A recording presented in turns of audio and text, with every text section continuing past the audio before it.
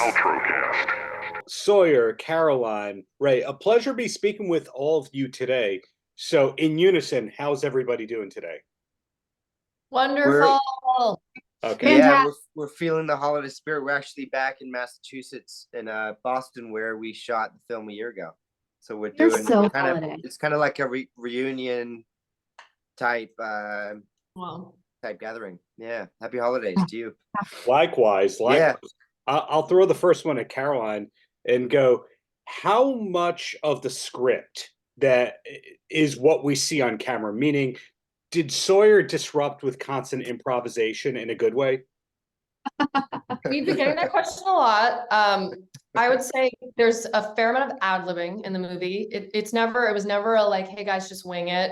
It's definitely a script that they were definitely following. That being said, I never wanted the actors to feel like they couldn't feel loose and change things up a little bit. So there's definitely some, improvising going on. Raye added this thing where her character randomly is eating salt in the middle of scenes, which is a fun little quirk.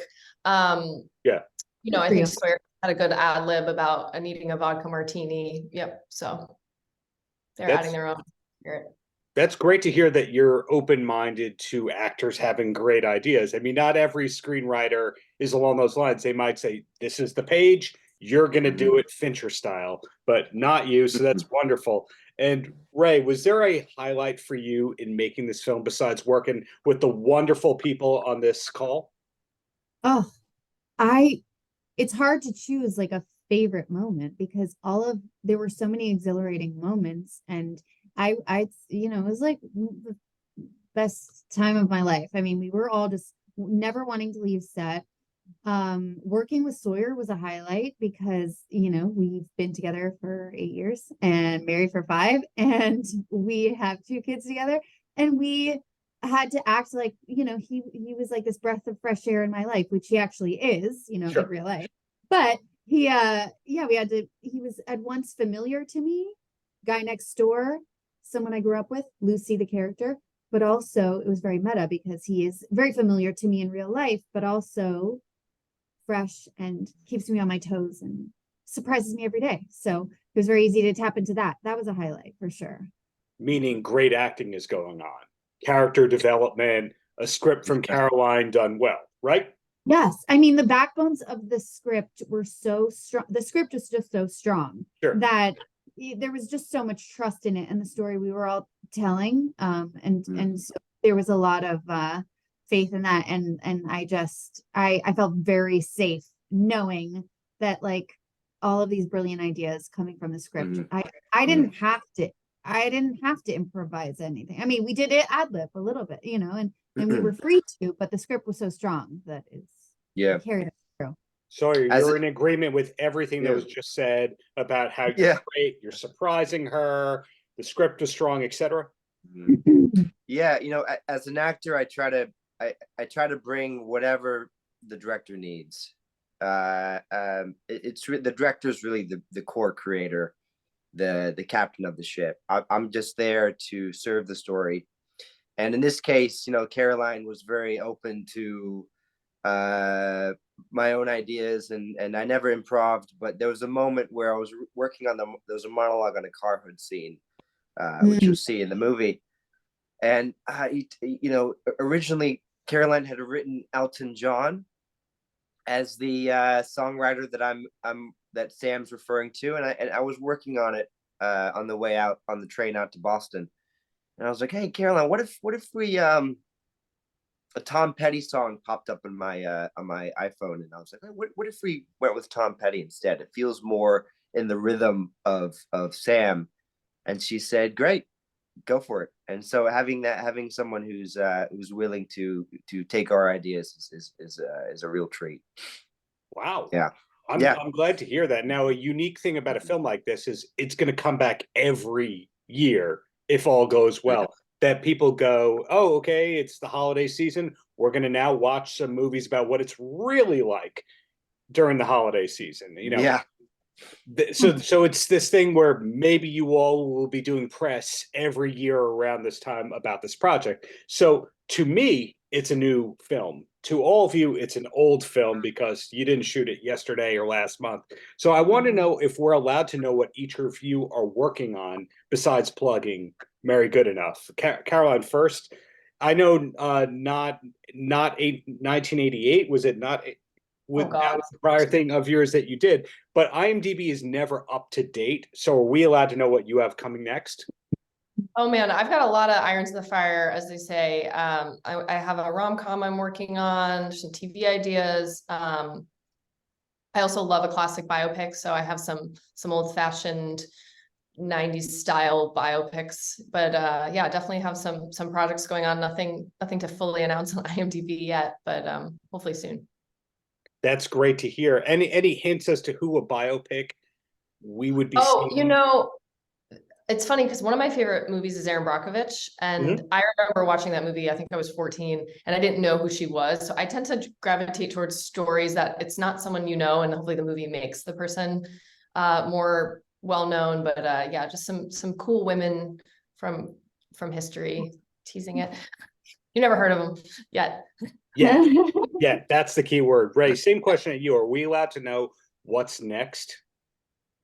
Yeah, of course. I mean, well, there are, you know, as a working actor, you have a lot of you have a lot of coals in the fire. And so I have a project that I'm, you know, producing and getting off the ground myself, and then writing. It's a TV series called Fortune Teller's Daughter. I have a play that Sawyer and I are working on the 531 that we're going to put up in New York. We're really excited about that. And then, yeah, just like really exciting auditions and talks with it. You know, there's a project called Blight that in conversations with about. But yeah, anything Caroline Keene is working on, I really am just like wanting to get in there because she's super talented and it's crazy. And yeah, so lots of stuff in the works, and it's all really exciting. And yeah, so what I just heard is film, TV, theatrical. Raye is interested in it all, and it's not just, hey, we're waiting for the next holiday movie. You're not pigeonholable. No, you have to self-generate. You have to generate your own stuff, you know. And you have to, like, I feel like I manifested this film because I really needed this film in like a cathartic way and emotionally in my life, and it's just been very really special to work with, a very special project. And it just like, it found me and I found it, and it was just like a magnetic pull. And I think that's kind of happened with all the actors in this movie, and they just, yeah, it's super special. Glad to hear that. Now, Sawyer, throwing that same question at you, but then I also have a Tom Petty question after that. So are we allowed to know, besides what Raye just mentioned, where or what, who, why, when, how, etc.?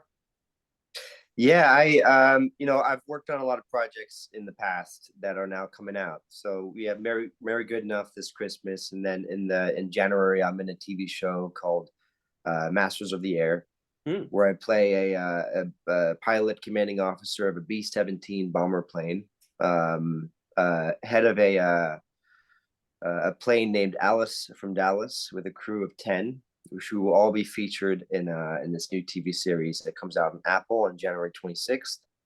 And I go right into press and marketing that after this one. And then I finished a really interesting independent film called Martyr of Gowanus, which, you know, it's always been a dream of mine to shoot in New York. And I got to shoot upstate New York and Brooklyn and out Long Island.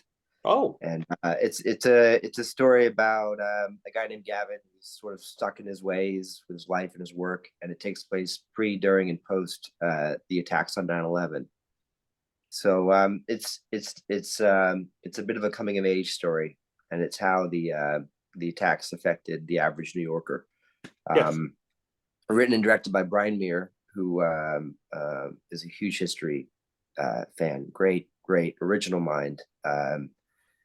And yeah, anything that, you know, Caroline's working on next, and I love this team, so yeah, looking forward to that. When you find a good team like working with you, drive You with, stick with them.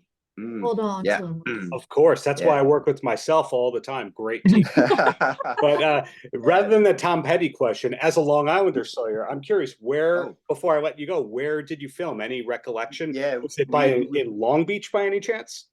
we were in Melbourne. Oh yeah, We okay, shot it- we 15 shot in minutes away. Melbourne.